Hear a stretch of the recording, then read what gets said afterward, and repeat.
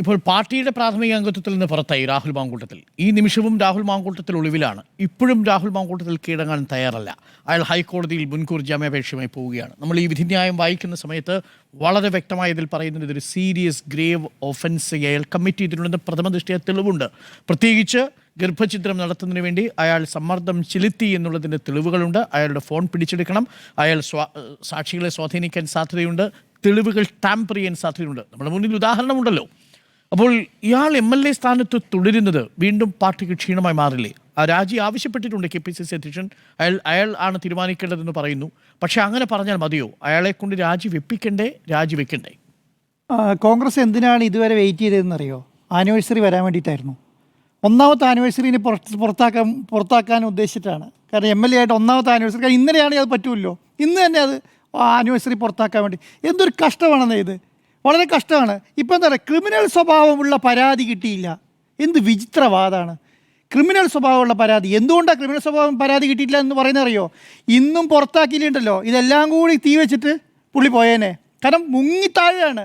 ഇനി ഞാൻ കൈവിട്ടില്ലെങ്കിൽ എന്നെയും കൂടെ വലിച്ച് ഉള്ളിൽ കൊണ്ടുപോകും എന്നുള്ളതുകൊണ്ടാണ് ആ കൈവിട്ടത്. അതുവരെ പിടിച്ചു വെച്ചു. മുങ്ങിത്താഴാൻ പോകുന്ന ആളുടെ ഒരു കൈ കൊടുത്തിങ്ങനെ നിൽക്കുമായിരുന്നു.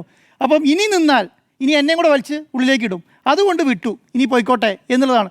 സംരക്ഷിക്കാവുന്നതിൻ്റെ മാക്സിമം സംരക്ഷിച്ചു വന്നേ. ഇനി എന്തെന്നാ അതിന് ഞാൻ പറയുന്നത്, ഈ രാഹുൽ മാങ്കൂട്ടത്തിൻ്റെ കേസ് മറ്റുള്ള കേസ് പോലെയല്ല.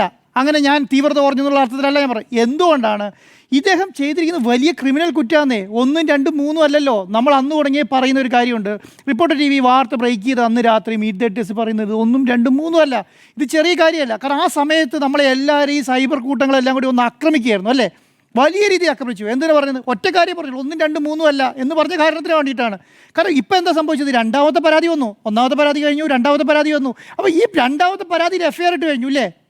ഒന്ന് ആലോചിച്ച് നോക്കിക്കേ, എത്ര പൈശാചികമായിട്ടാണ് ഇവർ രാഹുൽ മാങ്കൂട്ടത്തിനെ കൈകാര്യം ചെയ്യുന്നു. ആലോചിച്ച് നോക്കിക്കേ. ഒരു രാഷ്ട്രീയ നേതാവ് ചെയ്യാൻ പറ്റിയ കാര്യമാണോ? ഏതെങ്കിലും ഒരു രാഷ്ട്രീയ നേതാവ് ഇന്നേ വരെ കേരള രാഷ്ട്രീയത്തിൽ ഇങ്ങനെ ചെയ്തിട്ടുണ്ടോ? ഒരാളുടെ പേര് പറ. ഇങ്ങനെ ഇത്ര ബ്രൂട്ടലായി, ഇത്രയായി പീഡിപ്പിച്ച് ഗർഭിണിയാക്കി, ഗർഭചിത്രം നടത്തി, അത് കഴിഞ്ഞിട്ട് അടുത്തയാളെ പീഡിപ്പിച്ച് ഗർഭിണിയാക്കി. ഇതെന്ത് ശൈലിയാണെന്നേ! ഇദ്ദേഹം എവിടെ ഇരുന്ന് പോസ്റ്റ് ചെയ്താണ്? യൂത്ത് കോൺഗ്രസ് സംസ്ഥാന അധ്യക്ഷയുടെ പോസ്റ്റിലിരുന്ന ആളാണ് ഈ പറയുന്നത് അല്ലേ? ആ അധ്യക്ഷൻ്റെ പോസ്റ്റിൽ ഒരു പരാതിനെ തരുമ്പ് കണ്ടാൽ ഇറങ്ങി പുറത്ത് വിടണ്ടായിരുന്നോ? തരുമ്പ് കണ്ടാൽ മതി. കാരണം ആ പോസ്റ്റ് അത്ര ബഹുമാനത്തോട് കോൺഗ്രസ്സുകാർ കാണായിരുന്നു. ആ പോസ്റ്റിൻ്റെ വലിപ്പം കോൺഗ്രസ്സുകാർ മനസ്സിലാക്കിയിട്ടില്ലല്ലോ. അന്നേരം പൊതിച്ചോറിൻ്റെ കുറ്റം പറയാൻ പോയി അല്ലേ? ആ സമയത്ത് പോയത് പൊതിച്ചോറിൻ്റെ കുറ്റം പറയാൻ വേണ്ടിയിട്ടാണ്. അപ്പോൾ എന്താണ് സംഭവിച്ചതെന്ന് പറയുന്നത് എന്താ? ഞങ്ങൾ സംരക്ഷിക്കാവുന്ന അത്രയും സംരക്ഷിക്കുമെന്ന് വരുത്തി തീർക്കാൻ. കാരണം അവർ പറഞ്ഞ ന്യായീകരണം എന്താണെന്നറിയോ? യുവാക്കൾക്ക് വേണ്ടി സപ്പോർട്ട് ചെയ്യണ്ടേ എന്നാണ്. ഇതെന്ത് സപ്പോർട്ടാണ് യുവാക്കൾക്ക് വേണ്ടി? ഇതാണോ സപ്പോർട്ട്? കാരണം ഈ യൂത്ത് കോൺഗ്രസിലും വരുന്ന വനിതാ നേതാക്കന്മാരോട്, വനിതാ പ്രവർത്തകരോട് ഇവരെന്താണ് പറയാൻ ഉദ്ദേശിച്ചത്? നിങ്ങളെ ഞങ്ങൾ സംരക്ഷിക്കുന്നോ? ഇതുപോലെയുള്ള ആളെ സംരക്ഷിച്ചിട്ടാണോ പറയുന്നത്? അങ്ങനെയല്ലല്ലോ. അപ്പോൾ ഞാൻ പറയുന്നത്, എനിക്കൊരു പരാതിയും കിട്ടിയിട്ടില്ല എന്ന് പറഞ്ഞാലൊരു സത്യാവസ്ഥ കാണാമായിരുന്നു. എന്താണ് ക്രിമിനൽ സ്വഭാവമുള്ള പരാതി എന്ന് ഉദ്ദേശിച്ചത് എങ്ങനെയാണ്?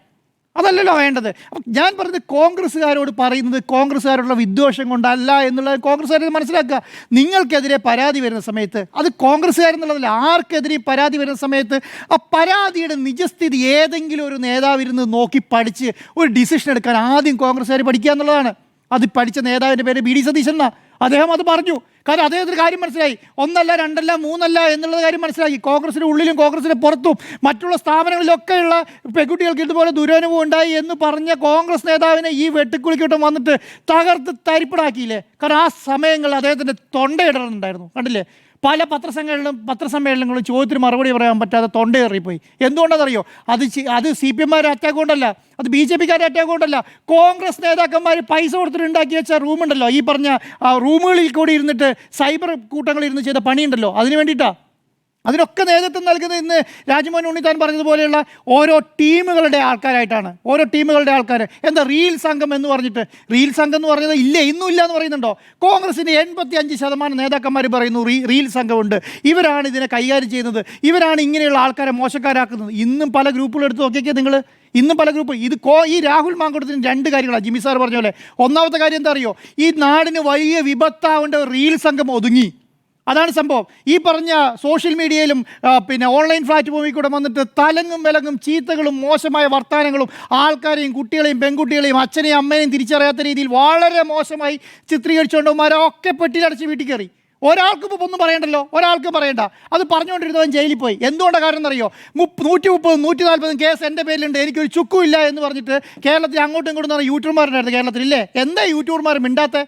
ഈ കഴിഞ്ഞ ആഴ്ച രണ്ടാഴ്ച മുന്നേ വരെ രാഹുൽ ഗാന്ധി ന്യായീകരിച്ച് പുറത്തേക്ക് ഇറങ്ങണം. നിങ്ങളുടെ കയ്യിൽ കിട്ടിയ പരാതി, നിങ്ങൾ പരാതി കാണിക്കുക. കുട്ടിയെ കാണിച്ചുകൊണ്ടാ, ഏത് സ്ത്രീയാണ് പീഡിപ്പിച്ചത് കാണിച്ചുകൊണ്ടെന്ന് പറഞ്ഞിട്ട് അങ്ങോട്ടും ഇങ്ങോട്ടുള്ള ഈ വാർത്ത ചെയ്ത മാധ്യമപ്രവർത്തനം മുഴുവൻ, ഈ സമരത്തിൽ മാത്രമല്ല കേരളത്തിലെ ചോദ്യം ചോദിച്ച മാധ്യമപ്രവർത്തനം മുഴുവൻ അങ്ങോട്ടും ഇങ്ങോട്ടും ആട്ടിയില്ലേ? ആ ആട്ടിയ സമയത്ത് ഒരാൾ പോലും വന്നിട്ട് സപ്പോർട്ട് ചെയ്തില്ല, ഒരു രാഷ്ട്രീയ പാർട്ടി വന്ന് സപ്പോർട്ട് ചെയ്തിട്ടില്ല എന്ന് പറയുന്നത്. ഞാൻ പറയുന്നത് ഈ പേടി, ഈ മാധ്യമപ്രവർത്തനം അല്ലെങ്കിൽ ഈ പറയുന്ന ചോദ്യങ്ങളുടെ മുന്നിൽ പേടിച്ചിട്ട് ഈ പറയുന്ന രാഹുൽ മാങ്കൂട്ടത്തിലെ കേസ് വിട്ടേക്കാം എന്ന് തീരുമാനിച്ചിരുന്നെങ്കിൽ ഈ പെൺകുട്ടിക്ക് ആര് നീതി വാങ്ങിക്കൊടുക്കുമായിരുന്നു? ആരെങ്കിലും നീതി വാങ്ങിക്കൊടുക്കുമോ? ഈ വാർത്ത ഒരു സമയത്ത് കേരളത്തിലെ മാധ്യമങ്ങൾ നിർത്തിയിരുന്നില്ല, പല മാധ്യമങ്ങളും നിർത്തിയല്ലോ.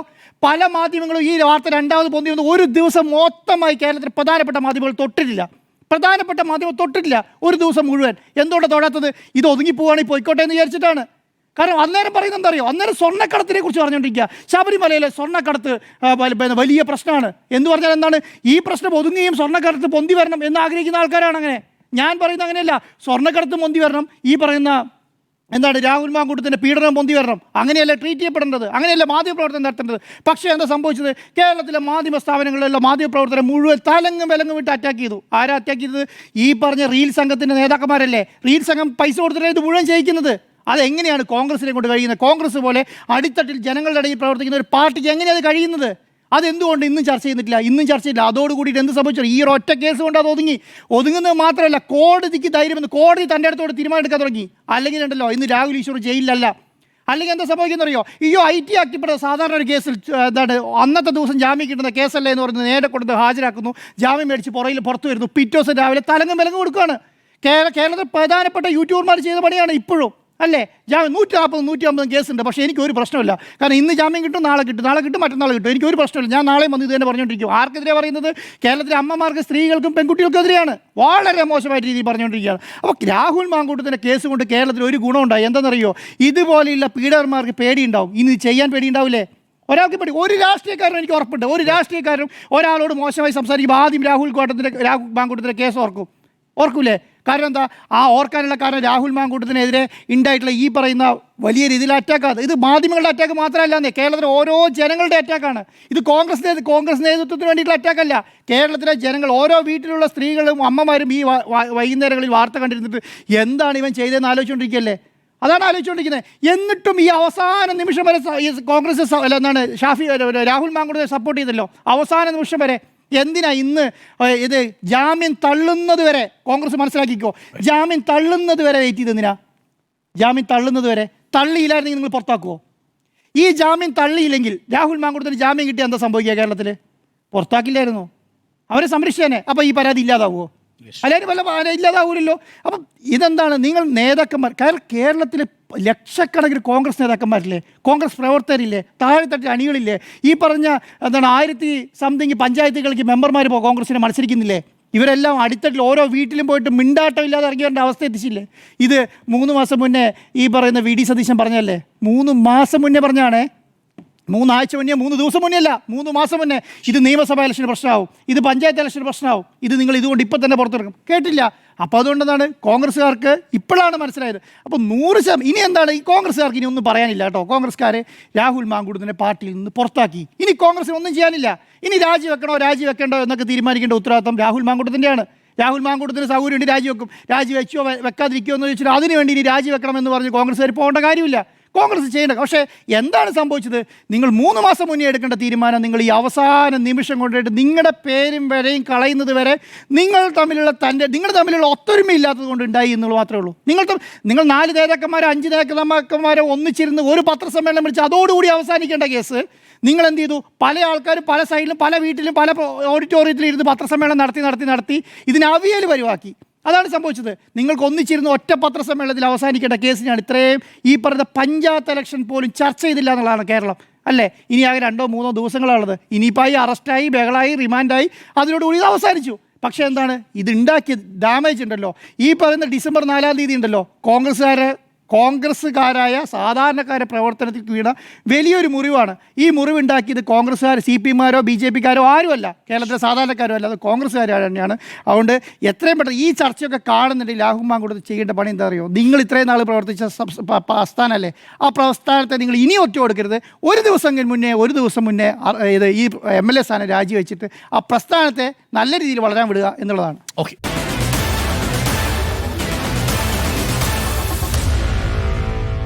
Meet the editors.